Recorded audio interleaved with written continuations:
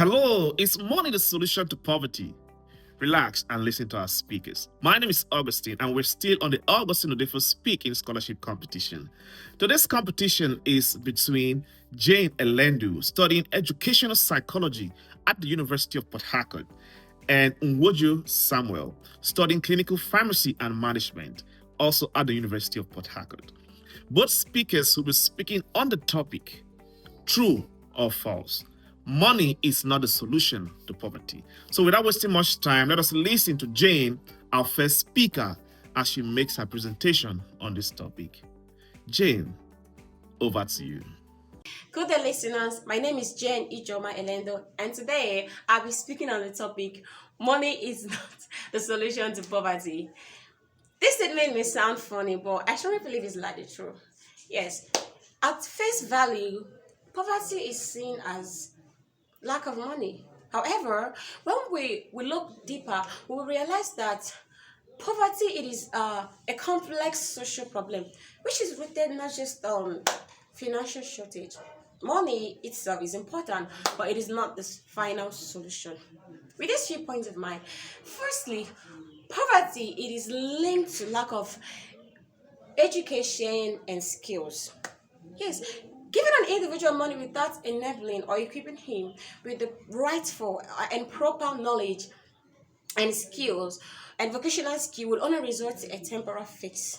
Yes. Now, education equips an individual to think critically, to gain employment, and also to create sustainable opportunities and income.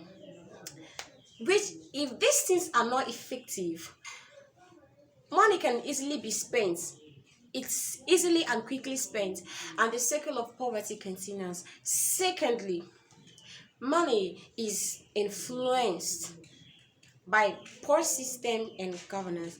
Now, in many societies where there are weak institutions, where there are no equal opportunities or basic infrastructures needed, money alone does not solve poverty.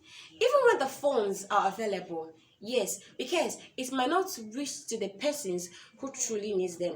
Now, accountability, good leadership, and of course, equal opportunities are the necessary and essential tools that has a tendency of helping individuals to rise above poverty and also poverty reduction.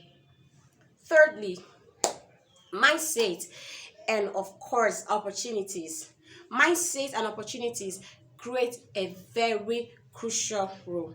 Many people are poor today not because they are lazy, but because they lack access to important things that matters in the society, such as good governance, fair markets, infrastructure, and also healthcare services.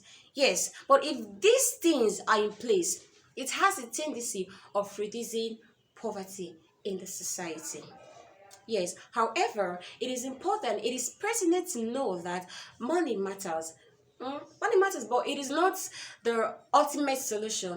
Money matters because it helps us to solve our basic needs such as food, shelter, and of course, healthcare. But money, when combined to things such as education, good governance, and of course sustainable opportunities become more effective.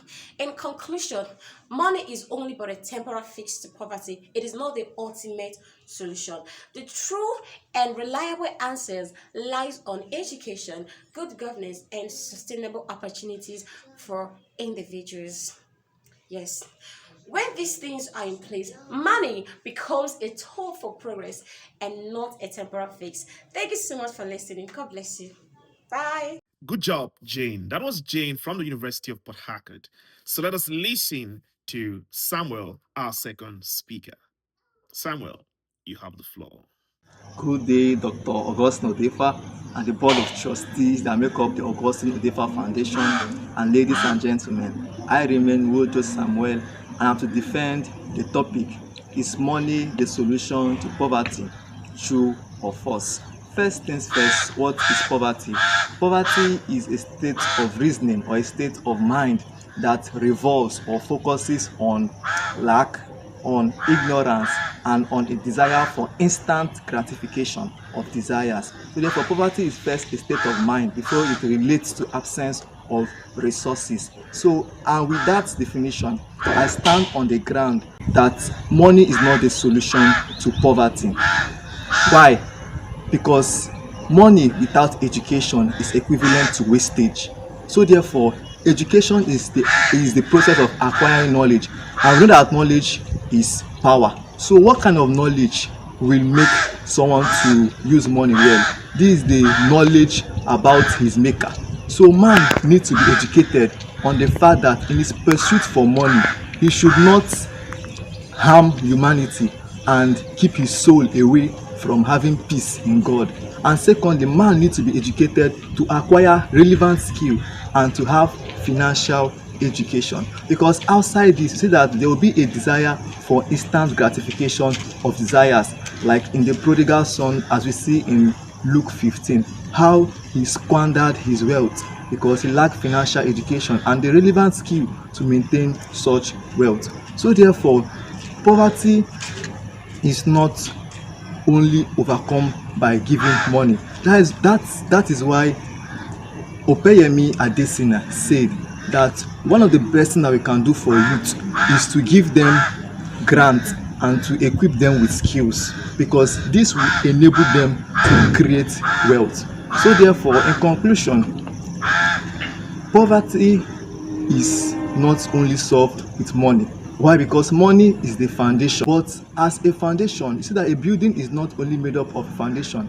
There has to be pillars, there has to be other structures, and education make up other structures that make up the building. Correct. So this is a call for you to look into yourself. Are you feeding yourself with the rightful knowledge that will enable you to live a rightful life, to create wealth, and to impact humanity positively?